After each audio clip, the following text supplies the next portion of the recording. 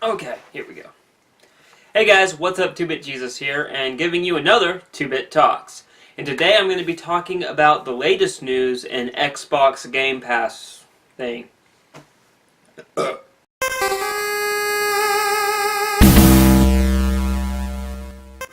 Hey guys, what's up, and welcome to this week's episode of 2-Bit Talks. Today I'm going to be talking about Xbox's new announcement concerning their Game Pass. I know I'm a little late on this, but I had a busy weekend.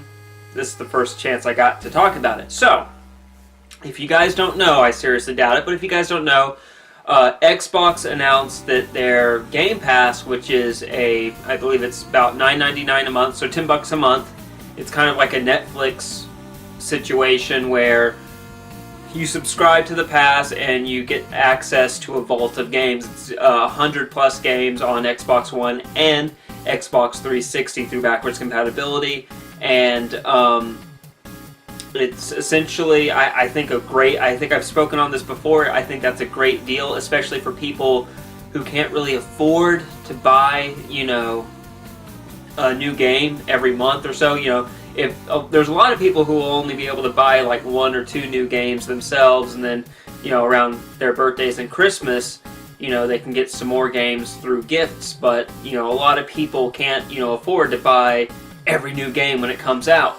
Well, it looks like Xbox is sweetening the pot even further, because they announced that every new console exclusive game will be available on the Xbox Game Pass when the game launches. So Sea of Thieves is the first one up, and this is huge news. So that pretty much means any person out there who has Game Pass, well, guess what? If you just keep Game Pass, you'll never have to buy an Xbox exclusive again.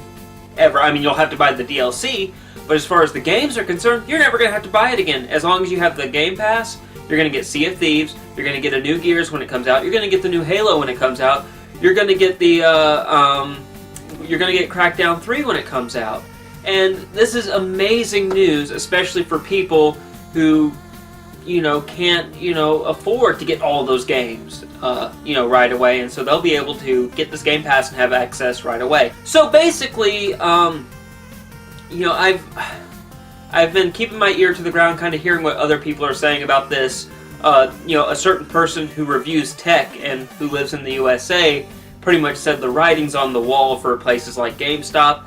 I don't necessarily agree with that, at least in the short term. In the long term, yes. I think in the long term for video games, going to an actual retail store and buying games is going out the door in the long term. But in the short term, no, I don't think so. There's people, honestly, like me. I'm probably not going to get the Game Pass because I know each and every game that I want. And, I kind of budget my entire year out for those certain titles that I want to get. And everything else, I'll usually wait till it goes on sale or whatnot. And I like actually owning the physical copy because I'm old. I grew up during the 8-bit and 16-bit era of video games, and I really like having the box art and the manual. Well, you don't really have the manual anymore, but I really like those things. So there's a lot of people like me who are probably going to be like, I'll get the Game Pass and try the games out. Maybe. But I think a lot of people might be like me, where it's like, why bother for another damn subscription? Because I have Netflix, I have Xbox Live Gold, we have, we just have tons of other subscriptions, and this is adding to it. And I'm at a part in my life where we're actually trying to subtract the subscriptions we have. Now, again, like I said, they're also coming out with like some cards, like 6-month cards that you can buy, because apparently people were complaining about, I don't want to spend $10 a month, I just want to do a lump sum. So they're going to have a little card you can buy at GameStop for like, I think, is it $5.99 or $59.99, so like $60.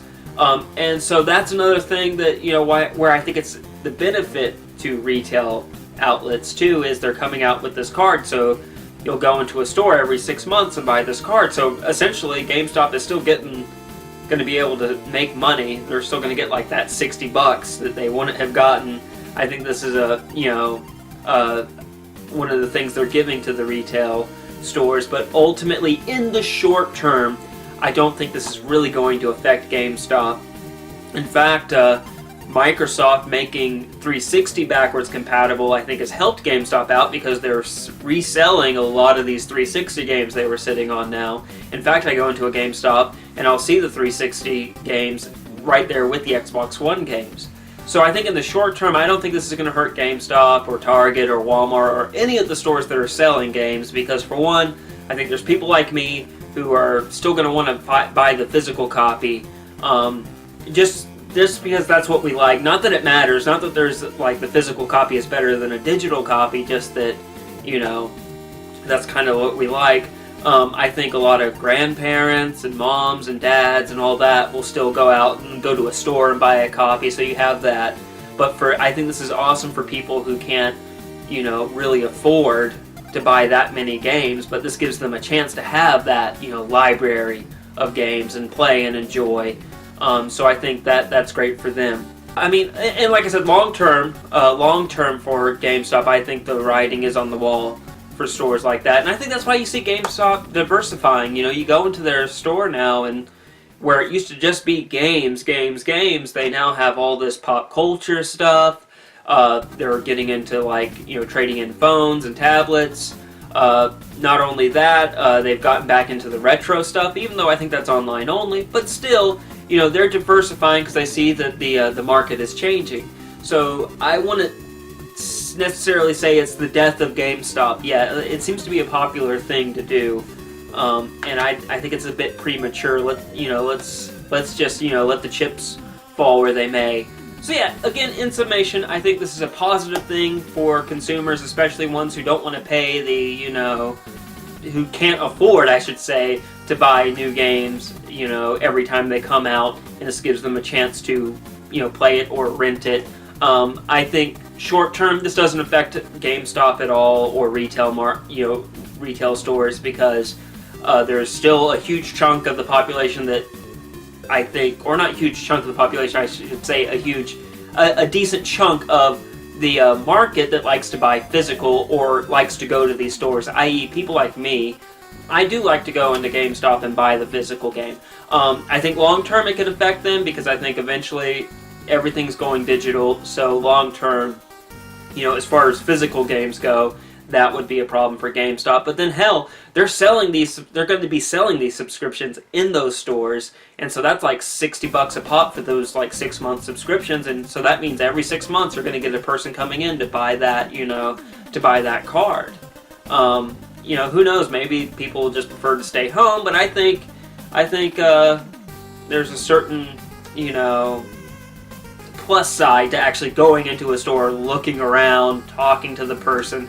I don't know, call me crazy and social, but that's just what I think. Anyway, guys, that was my thoughts on the Xbox Game Pass, you know, I guess announcement and the new things they're doing with it. Let me know in the comment section below what you guys thought of it, and please, you know, if you enjoyed the video, give me that like button, hit that share button, and if you haven't subscribed, subscribe to the channel. That way you won't miss a thing. As always, guys, stay safe and play on.